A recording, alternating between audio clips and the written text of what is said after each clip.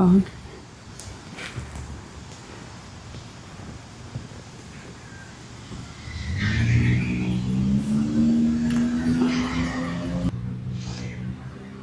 The peace of the Lord be with you.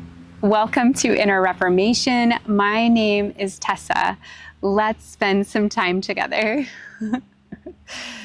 I'm going to read, as usual, I'm going to be reading off my phone because my notes are on my phone, okay? So here we go. Today we will read 2 more writings from 7 years ago, and they're about finding the courage to tell the truth. In other words, when I speak, can I be forthright? Right?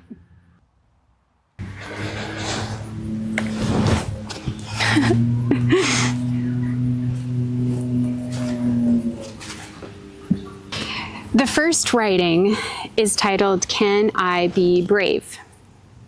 I've always been a girl who likes to ask questions. In catechism class, it was one question after another. I loved talking with adults as a youth.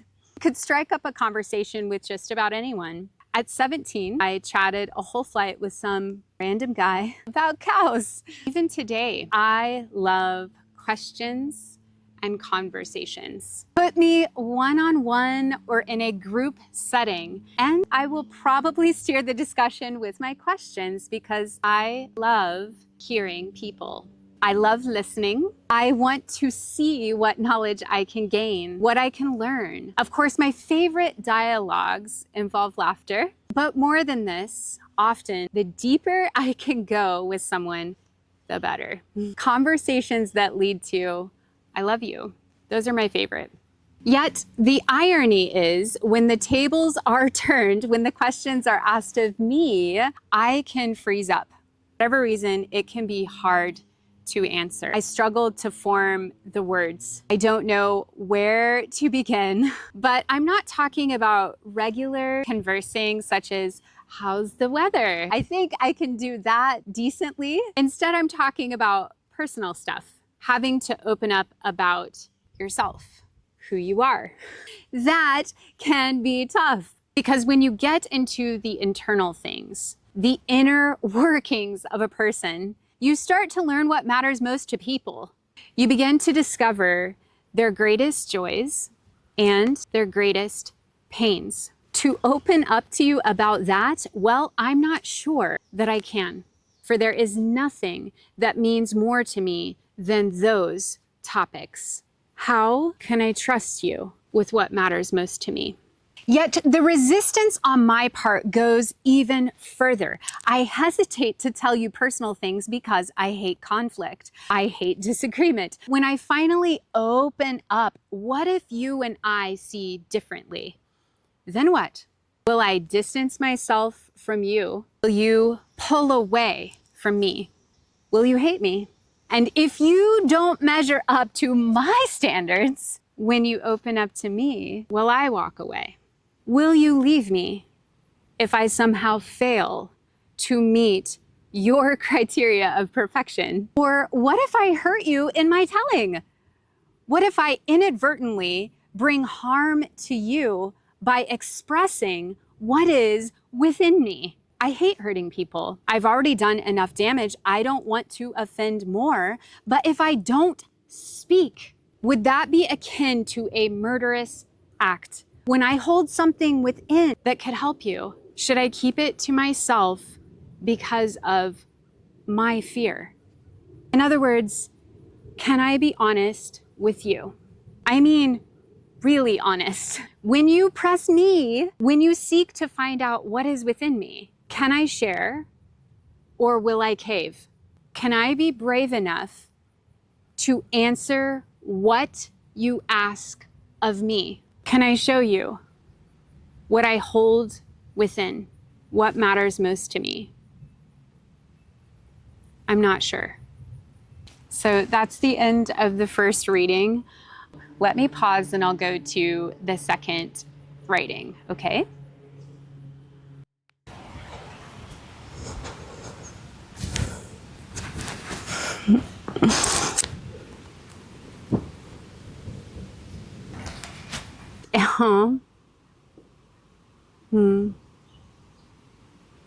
By the way, I'm filming under this tree where I first began filming, and there was a blue jay here on the first day that I filmed, and there's one right there.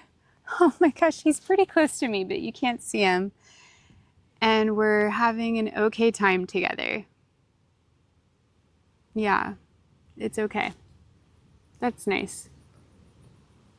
By the way, the blue jays, I think, signify something in my life that's very unpleasant. So, like, this is why I a little bit have a beef with the blue jay, for real.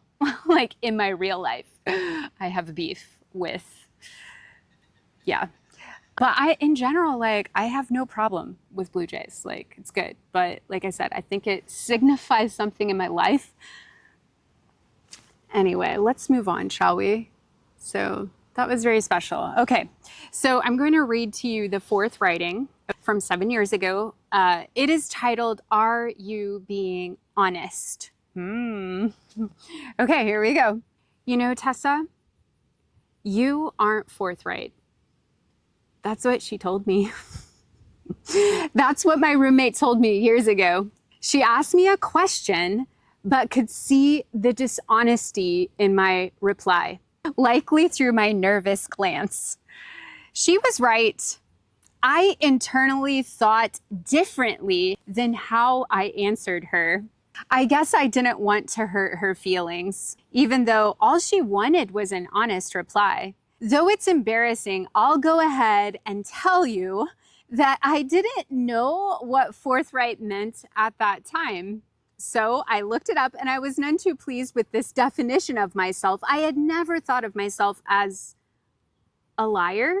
I considered my speech to be honest. But this proclamation hit me. There was a lot that I lied about because I didn't want to disappoint people. It's not that I did this every day or straight up weaved wicked falsities, but in subtle ways. I was insecure when pressed. When in an uncomfortable situation, I would bend the truth. Yet I would somehow think I told the truth simply because I had been nice in my response. This revelation and accusation of me lacking honesty hit me similarly to being called a 3x5 pool. It's not who I wanted to be, but how could I possibly become forthright? I was far too timid in situations where I perceived I might hurt someone. And I hated conflict with a passion, as I already mentioned. To say nice things or to politely back out of the relationship always seemed the easiest route to go. If you're dating someone and you don't like something about them, back out of the relationship. If someone said something and it hurt you, don't tell them.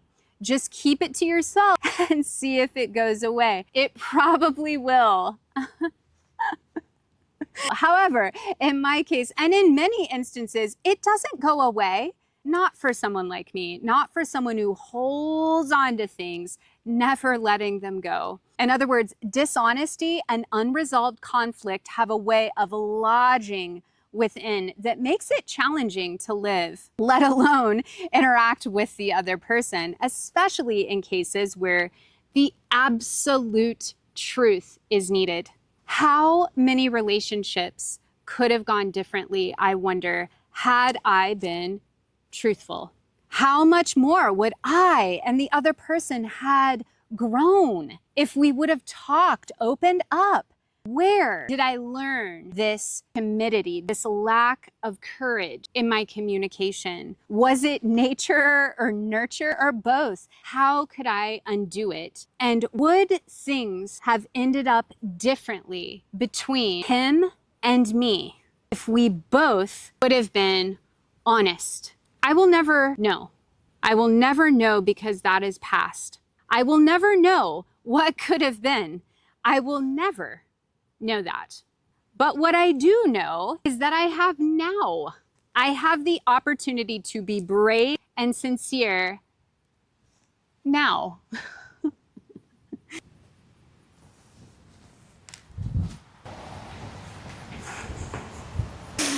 Okay. So now that I'm done reading those writings, I would like to, I'm going to keep reading off my notes. I would like to talk about the definition of forthright because, frankly, it's something I still struggle with because of fear. Specifically, I struggle with fear of not being liked, fear of being hated, and fear of losing things that I love. These are really common experiences, really common fears of people with certain personality types. But being forthright is absolutely what the Lord has been asking of me for years. So what does forthright mean? First of all, it's an adjective. Being forthright describes a person. So forthright means being direct. It means being honest. It can also mean being straightforward in expressing one's thoughts and feelings. I would go ahead and include beliefs in expressing one's thoughts, feelings, and beliefs. Part of the definition could be a person is outspoken. Yeah. Specifically, what I want to say is that being forthright isn't simply telling the truth. It's telling the truth openly, plainly, and without unnecessary evasion. I cannot explain how much I struggle with certain aspects of the definition of being forthright. So let me give some examples of being forthright, okay? If a person says, I'm fine, when they're not fine, that's not being forthright. By contrast, if a person were to say, actually, I've been struggling a lot lately, that's being forthright. It's being honest, and you're not evading anything, and you're just genuinely speaking the reality of things. Here's another example. If you say, everything's okay, and you do it to avoid conflict, that's not being forthright. By contrast, if you'd say, I'd like to talk because something has been weighing on me, that's being forthright. It's quite hard for someone who is inclined to not say what they really think, to not say what they really believe, to not say what they really feel, you know? So in other words, when you're not being forthright, you aren't telling the truth about what you think, feel, or believe. So to just kind of wrap up these writings, so in week 1, we dealt, basically the writings were dealing with the question of, can I speak? Can I believe God? Week 2, it asks, if I speak, can I be forthright?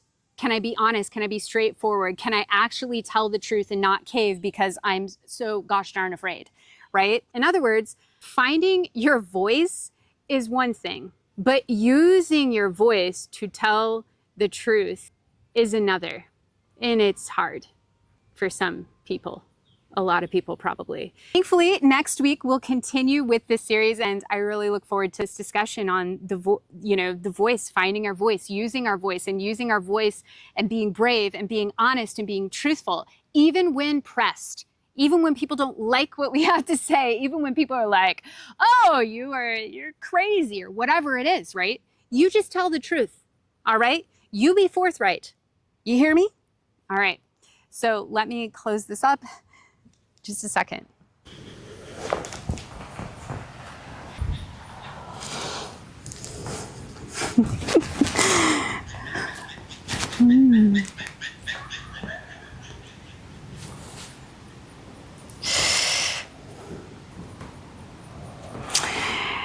Okay, we're gonna go ahead and wrap up our time together. Thank you for spending time with me today.